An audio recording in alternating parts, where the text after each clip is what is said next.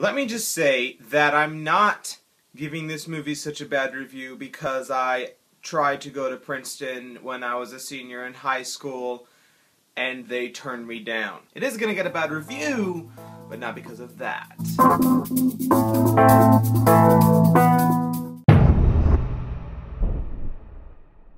Let's just go right on over to the Crave scale and check everything out. The reason this movie gets a bad review from me is because of the story. Story is going to be a 5 out of 10, and here's why. There's no story that's worth talking about in here. It's a hackneyed plot that takes anything good that you could possibly imagine when you're watching this movie and crushes it. And crushes your dreams. It just has so many of these subplots that just are totally extraneous to the story, and they're probably in the story for like humor and comedic value, but they're not funny, so they shouldn't be in the story at all. Paul Weitz was the director. He's done nothing of value recently. Karen Kroner's the writer. She took this novel that's probably a brilliant novel. I don't know, I've never read it. And then she adapts it into this really awful screenplay. And then everyone's like, yeah, let's get some good actors on the screen so that they'll ignore the fact that this is a totally worthless script. Acting is going to be a 7 out of 10, and here's why. Tina Fey is phenomenal. The woman is a genius. She was the first ever female writer on SNL, and she's come to this point where she's doing movies for people that have never done a good movie before. And I want to know why. But that's beside the point. She did a great job trying to revive this script in the movie. Paul Rudd did too. I'm not a huge Paul Rudd fan, but he did a good job of trying to take what he was given and make it something that you could relate to, which we don't.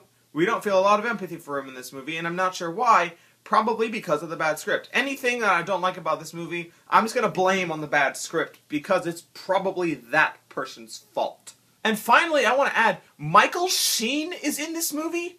What has Michael Sheen been in the last, like, 5 or 6 years? Besides, like, a B movie about Underworld, which is totally not necessary to the Underworld series. I mean, he was in Blood Diamond, but he's not even the reason Blood Diamond's a good movie. He's like a minor character in that movie. So why is Martin Sheen in the same level as Paul Rudd and Tina Fey as far as a movie goes? I have no idea, and I'm very unhappy about it. The music was awful in this movie, and let me tell you why. The actual music would have been okay if it was in a teen romance, or like Twilight, or something like that.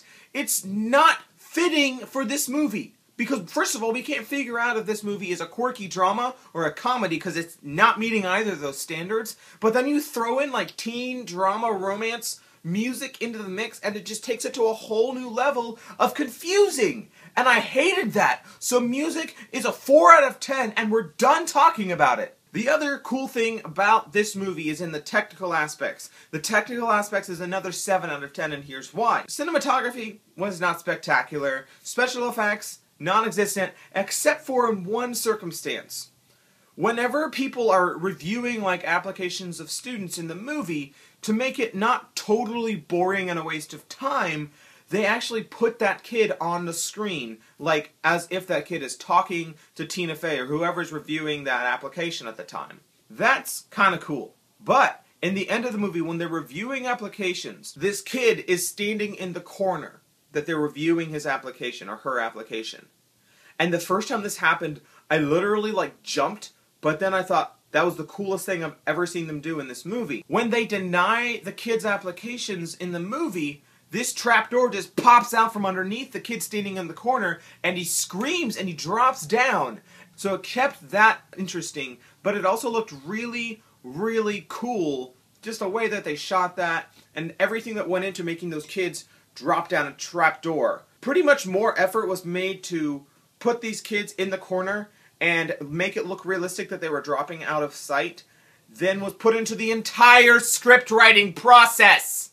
What is the message of this movie? I don't know, because there's so many like random subplots that are totally unnecessary to the movie. So comment below, let me know what you thought about the movie, and then if you want to see Tina Fey in some good stuff, watch Date Night or 30 Rock or SNL or anything else she's been in where she had a hand in writing the script, because they're much better than this garbage.